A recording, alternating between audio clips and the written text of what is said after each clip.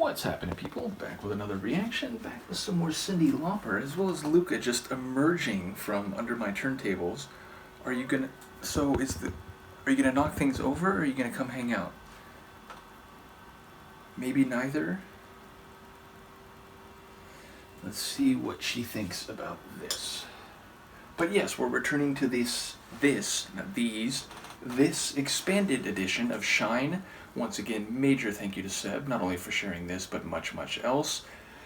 And the penultimate track in this expanded folder is Water's Edge. Water's Edge is a transitional space, a liminal space, a border between two different domains, two different substances, and thus environments, and of course all of that could have deep emotional or figurative meaning. The idea of being at the precipice of a large unknown, because for us land-dwelling creatures, the ocean or the sea or a large lake is in some ways difficult to know in terms of its depth, its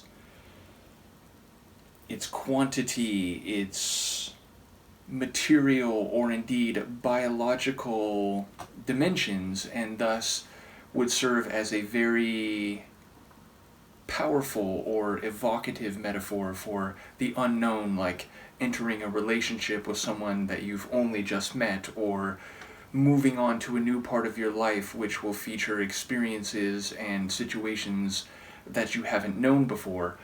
So in that regard, I feel like this could go any number of ways, but I certainly get a sense for the visual and its potential conceptual meaning. Of course, it could be related to nothing of what I just said. Let's give it a listen and see what I can pick up. This is Cyndi Lauper. The tune is Water's Edge, and it's included in an expanded version of her originally 2001 release, Shine.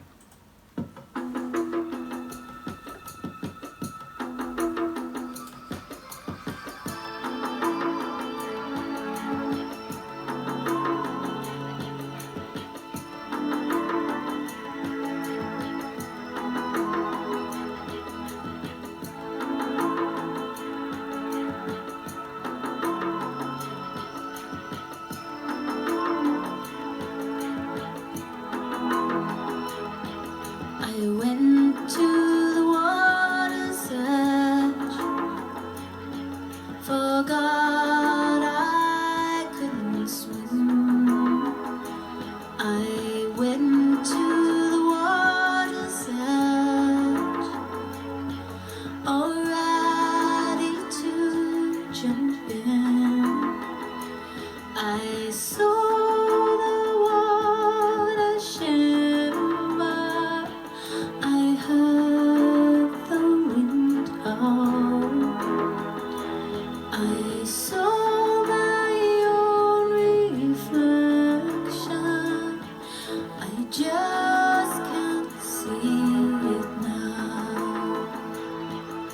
say it's the way of the world to somehow coexist,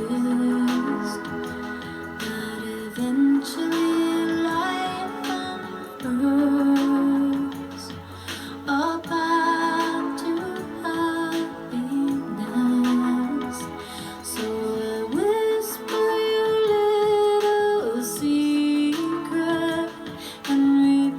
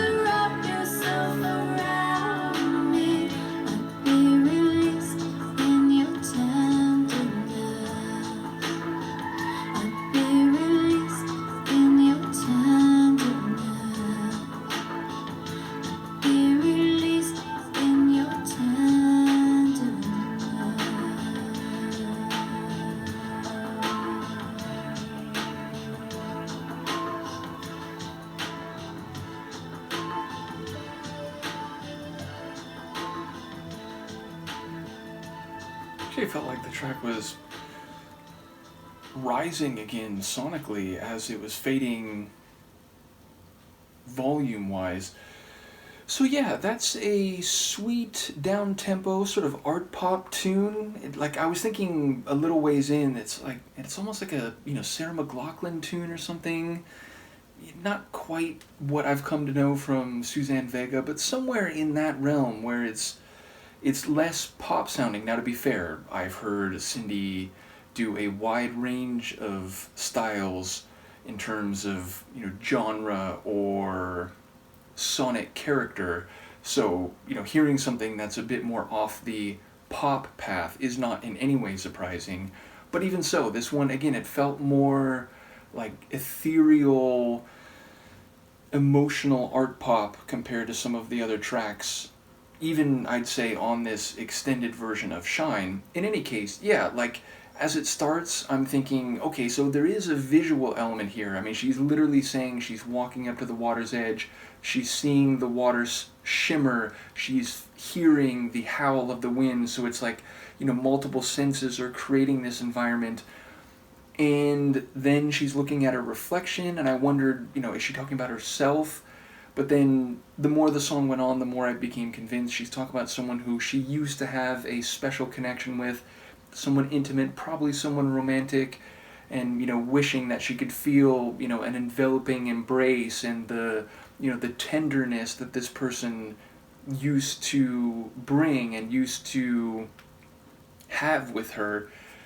And she's feeling loneliness, but I feel like also the sea is functioning metaphorically, the depth of the feeling, the volume of this reflection and sentiment.